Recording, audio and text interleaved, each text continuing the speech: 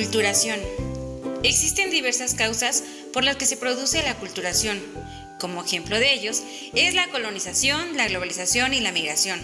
Pero en este video nos enfocaremos en este último, de la aculturación derivada de los fenómenos migratorios. Iniciaremos señalando ¿qué es la aculturación? Pues bien, este es el proceso a través del cual un individuo, un grupo de personas o un pueblo adquiere y asimila rasgos y elementos de otra cultura diferente a la propia, poniendo así en peligro la pérdida de su propia cultura. Es decir, se modifican o cambian elementos culturales originarios, como la lengua, las creencias religiosas, las costumbres, y se adoptan distintas pautas de vestimenta, acogiendo otros buenos gustos o de acuerdo al contexto en el que se desarrolla la nueva cultura. Este proceso se inicia tras el choque de dos culturas diferentes, es decir, cuando un individuo o un grupo de individuos con una cultura específica, esto tras el proceso migratorio, llegan a una nueva cultura, a una cultura receptora. De esta forma, los cambios culturales que se dan son de manera simétrica, porque, aunque puede existir un intercambio mutuo de culturas, una siempre va a sobresalir y dominar a la otra. En este caso, la cultura que llega es entendida como la cultura débil o minoritaria, es decir, los inmigrantes, y aquella receptora se conoce como la cultura dominante. Por tal, es la cultura receptora la que va a dominar a la minoritaria. Debido a este contacto prolongado y directo de los inmigrantes en la nueva cultura, se inicia el proceso de la aculturación. La aculturación de esta forma es el proceso de adaptación, el cual implica cambios profundos en un individuo. Además, porque éste no tiene la certeza de qué es lo que vaya a conseguir, y esto le puede generar un tipo de estrés llamado estrés adaptativo.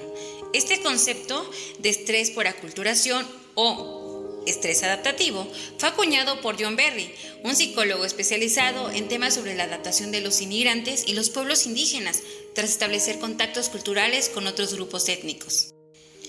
John Berry señala que este estrés por aculturación o estrés adaptativo en el inmigrante se puede entender como una sensación que no puede dejar a un lado, pues este inmigrante, al encontrarse en un nuevo mundo, en un nuevo contexto, en una nueva cultura, no puede quedarse con los brazos cruzados y tiene que hacer algo para salir adelante.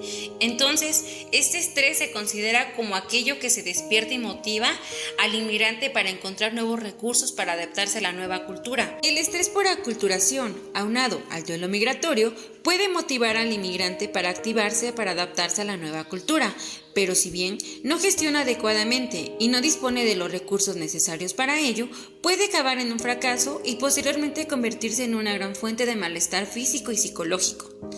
El estrés por aculturación será mayor o menor en función de factores. Estos factores pueden ser, por ejemplo, el dominio de la lengua, asumir los diferentes roles de géneros distintos a la cultura previa, la disponibilidad de empleo y vivienda en el país receptor o en la cultura receptora, asimismo como el estatus migratorio, las políticas migratorias y, por otro lado, la discriminación racial, étnica y la xenofobia.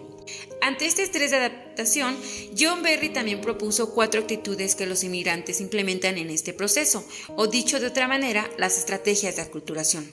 La primera de ellas es llamada de asimilación, es en la que el inmigrante adopta las nuevas costumbres y deja a un lado su cultura previa. La presunción de que ciertos elementos generales son la garantía de la convivencia cultural dentro de un estado o territorio es la que motiva el inicio de este proceso de asimilación. En este proceso, el grupo es absorbido y pierde por lo general la originalidad de manera parcial o total, como sus maneras de hablar, sus dialectos, sus peculiaridades, que tienen como elementos de su identidad cultural cuando entran en contacto con esta sociedad o cultura dominante. La segunda es de integración, en la que el inmigrante mantiene aspectos de la cultura previa y al mismo tiempo implementa aspectos de la nueva. Otra faceta de la integración cultural consiste en cuando los inmigrantes añaden parte de su cultura a la nueva. Esto se ve reflejado en la comida, la música, las ceremonias y por lo regular puede darse en los hogares inmigrantes como una forma de supervivencia. La tercera es llamada de separación, en la cual el inmigrante no logra integrarse a la nueva cultura, rechaza estar en contacto con la sociedad de acogida y al mismo tiempo guarda factores culturales originarios que solo comparte con grupos similares y afines. La cuarta es la marginalización, en la que el inmigrante no logra compartir costumbres de su cultura previa, pero además no comparte las costumbres y formas de vida de la nueva cultura, lo que provoca en él que se sienta frustrado y a la misma vez marginalizado. Es en este último caso que los inmigrantes reflejan mayor afectación psicológica debido al estrés adaptativo, y esto usualmente se ve en el caso de los refugiados.